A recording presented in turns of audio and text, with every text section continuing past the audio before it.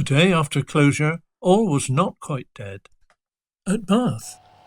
On this Monday morning there's still some activity, but strictly freight, at Bath Green Park, handling a trip train to leave about midday.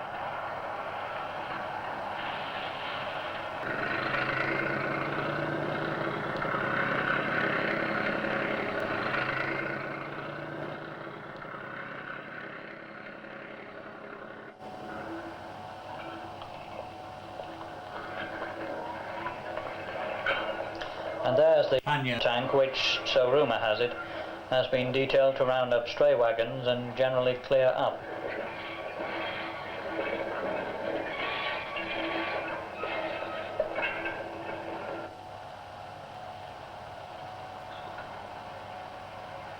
The last hope of the line from Bath to Yate, the gasworks.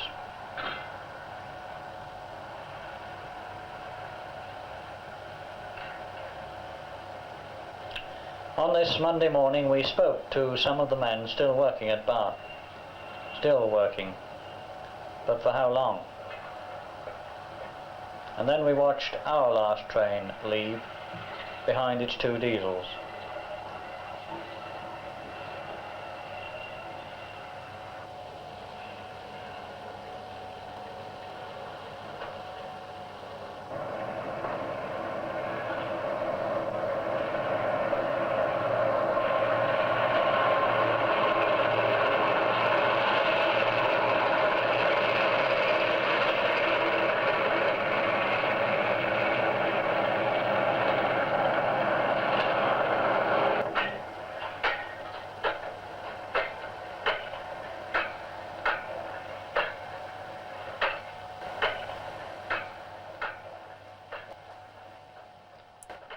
Putting the clock back, even in wartime I had an engine.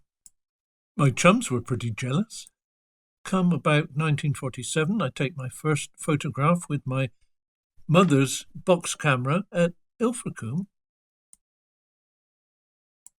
The camera found its way to Scotland, but it couldn't cope with speed. Then along came the destruction of the Somerset and Dorset. At the same time as we were editing Somerset and Dorset material, I started sending pictures of modern traction to the media. Enthusiasm for all things rail was persisting. A safety net had to go up here, thanks to levels of interest. And it was nice to see patience rewarded.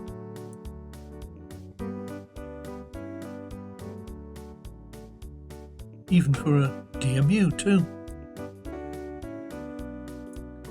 Diesels were not quite the same for the photographer though. He had to wait for glamour to come at last. Published photographers now eschewed the three-quarter view. Putting trains into context was the aim of Wyn Hobson's Phoenix photographic circle. Wyn on the left and to his right, Brian Morrison. You might not even need to see the train. Motor rail. Many published photographers used just initials rather than their forenames. Of course, even so-called modernization's gone. The wheel tapper is certainly gone. Except for the pub. This tablet exchange apparatus at Castlecary is remarkably lifelike. The DMU was coming off the single-line section from Weymouth. My morning commute into Bristol was enlivened one morning by the pilot man. There he is. Thank you for getting me to work, sir. The 24 Phoenix members had a great time discussing the merits of how you crop that picture.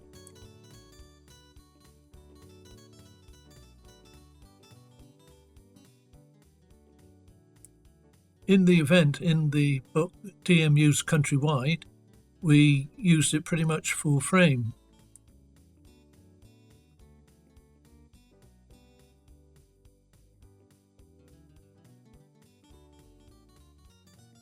Dennis Bradford Barton published around 150 books, some under his own pseudonym, edited by H.L. Ford. That book was a year's work. I had to sketch out all the layouts for him. Good job they weren't published. In general, acceptance and rejection was a fact of life in railway publishing, but very satisfying to see your work in print.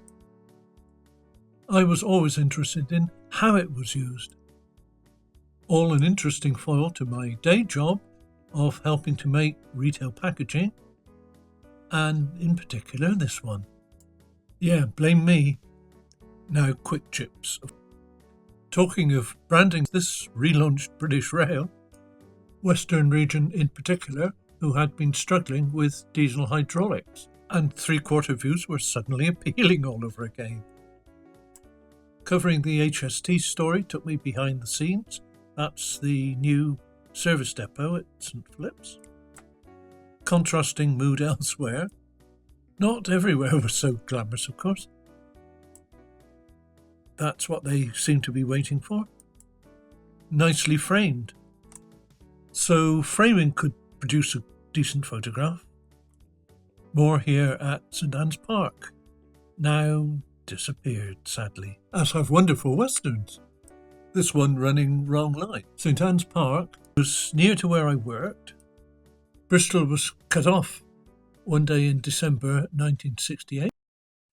This was the only way for the Duchess of Kent to get in for an engagement. So, Royal Train. How things have changed. St Anne's Park Station was put in to cope with urban expansion. Bristol could do with more stations like that to counteract inner city congestion. Keynsham and Somerdale Station, as it was called then, brutally lost the connection to the chocolate factory. There on the left, no more chocolate. The motive power survives, though, at Bitton.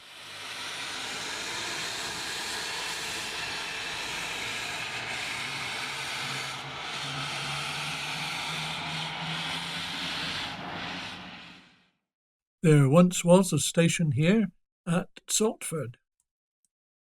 It apparently even had a station buffet, the pub opposite.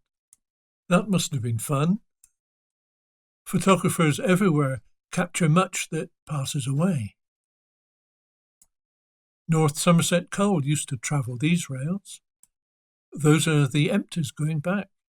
Nostalgic spot for me. I used to live nearby as a child. This is particularly poignant. Long Ashton Station with a bypass being built over it. This is it today. Thank you, planners. Leaving stations for a moment, how do you add interest to a DMU? Well, this is one way. And you can see which way this one's going at Cardiff. Arguments raged over whether the HST was a DMU or not. This is the prototype on its maiden paying voyage. A day or two later, resurfacing was underway at Stapleton Road. The high-speed train dramatically put Western Region and the rest in time of British Rail back on its feet. London, Swindon, Bath and Bristol all now within easy reach of each other, on a daily basis for many. Patronised even by Her Majesty. Note the short form. An embryonic Castle class? So, Royal Train for a day. A now almost forgotten species were the diesel mechanicals. Multiple units and fixed formations sent them on their way. Oh dear. They could be interesting at times. This was a denizen of Muirhead Quarry.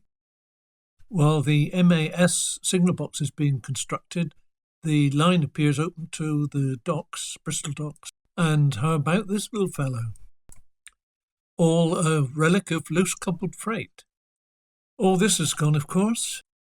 Upper Big in South Wales on a Phoenix visit. Then and now, though the good news is that there has been some partial reopening, and more might follow. In conclusion, milk to Basin Bridge was supplied by Hymex after steam finished. taken away, as you see here, by Hymex. Then it's grouped up at Highbridge Station and away. Thank you for watching.